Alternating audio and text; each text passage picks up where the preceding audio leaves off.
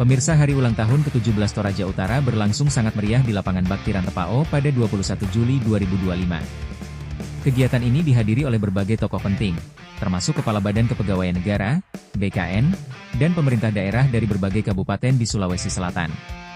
Selain Kepala BKN, kegiatan ini juga dihadiri oleh para pejabat daerah, organisasi perangkat daerah, OPD, dan undangan lainnya. Kehadiran mereka menunjukkan dukungan dan apresiasi terhadap kemajuan dan potensi Toraja Utara. Saya selalu menyampaikan dari rekan-rekan saya di seluruh Indonesia, kawan-kawan, kalian kalau belum datang ke Toraja Utara, itu artinya belum pernah berwisata. Datanglah ke Toraja Utara. Apapun yang kita cari di tempat lain ada di Toraja Utara. Keramahannya, budayanya, kearifan lokalnya, semuanya bisa kita temukan ada di sini. Dan saya hari ini khusus datang untuk Ibu Bapak semua atas undangan Bapak Bupati. Juga saya ingin menyapa teman-teman DPRD Provinsi Sulawesi Selatan dari Dapil 10, juga Ibu Ketua DPRD Toraja Utara yang berulang tahun hari ini, Bu. Beliau, Bu, resep Ibu apa? Masih kelihatan kuat sekali, tangguh begini. Ini 70 tahun. Bayangkan 50 tahun yang lalu kayak apa beliau. Sehat selalu, Ibu. Jadi saya selalu sampaikan ke kawan-kawan saya, Toraja Utara dengan Toraja itu daerah yang eksotik, tidak ditemukan di daerah lain. Sampai saking eksotiknya Toraja Utara, Toraja itu satu paket, selalu saya menyebut. Kalau melihat pakaiannya, tenunnya, saya sampai pangling melihat istri saya. Coba Ibu Nino mana? Nah, ini udah jadi kayak orang Toraja. Coba. Jadi ketika Ibu Nino keluar dari kamar, saya kaget, ini dari Toraja sebelah mana? Udah jadi tambah cantik gitu kan, karena khas pakaiannya yang indah. Jadi Bapak dan Ibu, saya ingin sedikit menyampaikan, tadi Bapak Bupati menyampaikan visinya Toraja Utara yang maju, makmur, dan menyenangkan. Ini mengandung makna yang dalam. Saya sudah dikirim ke berbagai negara untuk belajar, dan ini titip untuk rekan-rekan para ASN semuanya.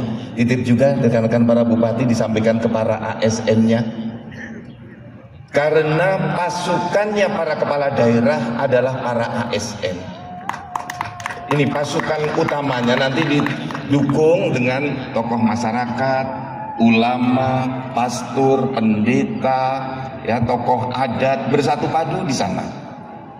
Nah, satu yang perlu kita catat, tadi diawali dengan kata maju. Apa daerah yang maju itu cirinya? Saya buka rahasianya. Daerah yang maju, negara yang maju, itu bukan negara yang memiliki barang yang banyak, bukan negara yang memiliki kekayaan yang banyak, bukan. Daerah yang maju, negara yang maju adalah daerah yang mampu memproduksi barang yang rumit. Daerah maju adalah daerah yang mampu memproduksi barang yang rumit. Negara maju adalah negara yang mampu memproduksi barang yang rumit. Contoh yang sederhana, satu daerah memproduksi es batu, satu daerah memproduksi es krim.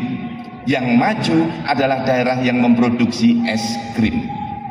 Kalau satu daerah memproduksi singkong yang dijual singkong, dia belum maju. Memproduksi singkong yang dijual tepung singkong, lebih maju. Memproduksi ikan, dijual ikan, belum maju. Tapi memproduksi ikan, dijual abon ikan, daerahnya lebih maju. Memproduksi batu bara, dijual batu bara, daerahnya belum maju. Memproduksi nikel, dijualnya nikel, belum maju. Contoh daerah atau negara yang sekarang berkembang maju itu Vietnam. yang diproduksi pada mulanya beras sekarang sudah bergerak ke elektronik. Korea Selatan pada mulanya memproduksi tekstil, sekarang sudah memproduksi semikonduktor. Kemudian China pada mulanya memproduksi barang-barang pertanian, sekarang sudah memproduksi barang-barang manufaktur, handphone, mobil, barang-barang hasil industri. Jadi rekan-rekan kepala OPD, yang disampaikan Bapak Bupati tadi maknanya dalam. Tadi saya diskusi dengan beliau dan kami memberikan apresiasi yang tinggi, pembangunan infrastruktur, pendidikan, pembagian seragam gratis, beasiswa bagi yang berprestasi, pembangunan rekreasi dan sarana olahraga. Ini salah satu tolok ukur nanti untuk membuat visi yang ketiga tadi, menyenangkan. Tapi yang pertama, para kepala OPD harus mikir betul menjadikan daerah ini maju. Jadi kuncinya tadi, kalau produksi singkong jangan dijual berupa masih singkong, itu ciri daerah belum maju. Jadi kalau yang dijual belum bertambah kerumitannya, maka daerah itu belum maju. Jadi misalnya Bapak dan Ibu, produksinya kelapa sawit yang dijual menjadi kosmetik, itu daerahnya maju. Produksinya tenun yang dijual sudah menjadi baju-baju yang berkualitas tinggi, itu daerahnya sudah bertambah maju. Di sini peran OPD menjadi sangat penting. Dari kopi, jangan dijual kopi mentahnya, tapi sudah menjadi kopi olahan. Yang memproduksi kayu, jangan dijual kayunya, tapi sudah menjadi mebel yang berkualitas lebih tinggi lagi. Ini peran kepala OPD untuk mengarah ke sana. Oleh karena itu, para kepala OPD, inovasi menjadi penting. Pendidikan menjadi penting. S1, S2, S3, pelatihan-pelatihan ke luar negeri, pelatihan-pelatihan di dalam negeri secara intensif menjadi urgent. Oleh karena itu, rekan-rekan semuanya, mari kita bersama-sama memajukan Toraja Utara dengan satu catatan. Produk yang dihasilkan, tingkatkan kualitasnya, menjadi sedikit lebih rumit produksinya. Nah, tingkat kerumitan ini yang akan meningkatkan nilai tukar dan nilai tambahnya. Contoh yang mudah tadi, satu memproduksi es batu, satu memproduksi es krim.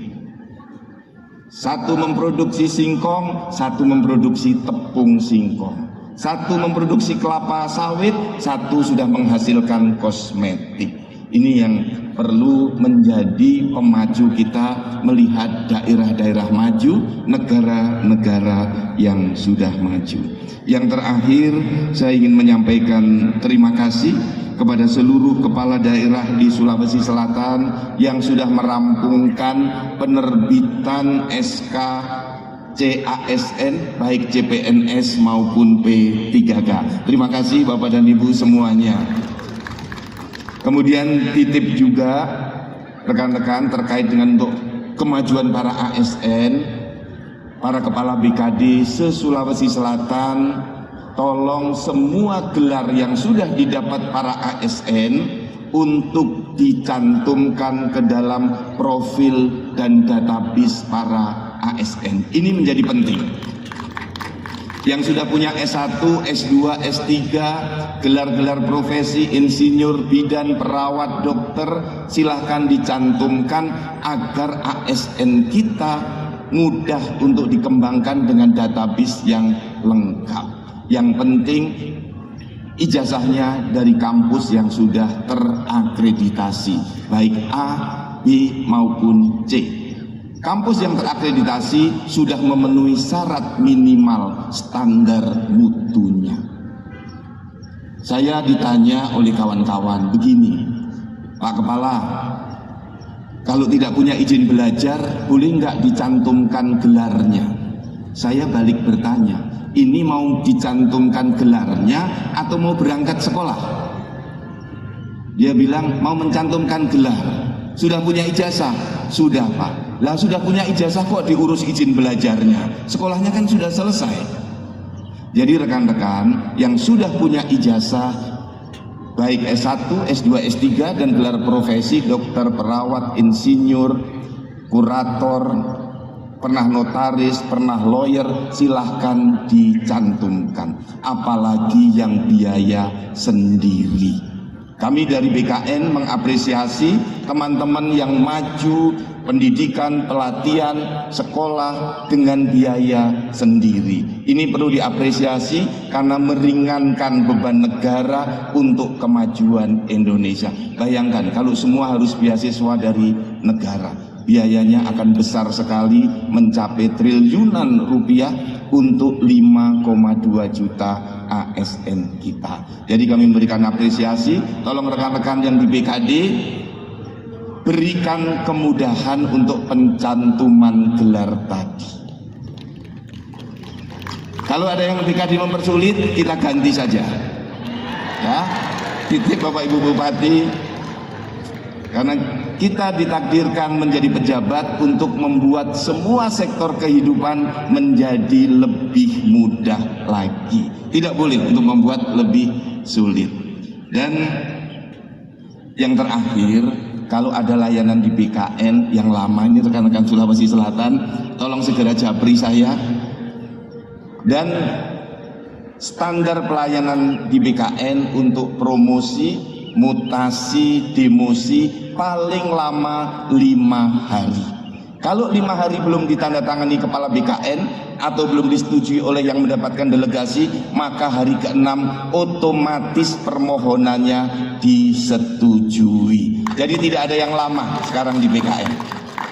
Yang penting masukkan ke dalam sistem digitalnya BKN. Kami sudah tidak menerima berkas yang dikirim lewat pos, dikirim lewat tata usaha, semuanya diupload ke dalam sistem digital BKN. Sehingga semuanya terdata dengan mudah di dalam sistem saya dan bisa dikerjakan dimanapun. Oleh karena itu Bapak Ibu para Bupati, sebagaimana disampaikan oleh Bapak Gubernur Sulsel, saya akan membantu penuh untuk pengembangan SDM Bapak Ibu, kawan-kawan para kepala daerah dan seluruh ASN di Sulawesi Selatan. Mari kita majukan bersama-sama Toraja Utara, Toraja dan kabupaten kota lainnya se-Sulawesi Selatan. Indonesia bisa kita majukan bersama-sama. Mari kita awali dari Sulawesi Selatan. Terima kasih banyak, sukses selalu untuk Toraja Utara. Tepuk tangan yang meriah untuk Toraja Utara. Suasana HUT ke-17 Toraja Utara sangat meriah dan penuh semangat. Kegiatan ini menjadi momentum untuk mempererat silaturahmi dan meningkatkan kesadaran masyarakat akan pentingnya pembangunan di Toraja Utara. Dari Toraja, Sulawesi Selatan, tim liputan di Seputar Kita News, Muhammad Hanif, mengabarkan.